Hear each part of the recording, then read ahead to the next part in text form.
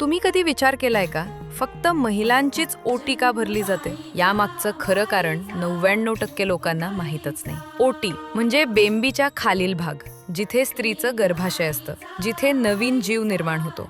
जसं मातीमध्ये नवनिर्मितीची ताकद असते, तसंच स्त्रीच्या गर्भाशयामध्येही जीवन निर्माण करण्याची अद्भुत शक्ती असते. म्हणूनच आपल्या हिंदू संस्कृतीत, विशेषतः महाराष्ट्रात, लग्नानंतर स्त्रीची ओटी भरली जाते, तिला मातृत्वाचा आशीर्वाद देण्यासाठी. ओटीमध्ये टाकल्या जाणाऱ्या प्रत्येक गोष्टीला एक अर्थ असतो. गहू आणि तांदूळ समृद्धी आणि सुपीकतेचं प्रतीक, नारळ निरोगी आणि सशक्त गर्भाचं प्रतीक, सुपारी पूर्णत्व आणि स्थैर्याचं प्रतीक, हळकुंड सौभाग्य आणि पवित्रतेचं प्रतीक.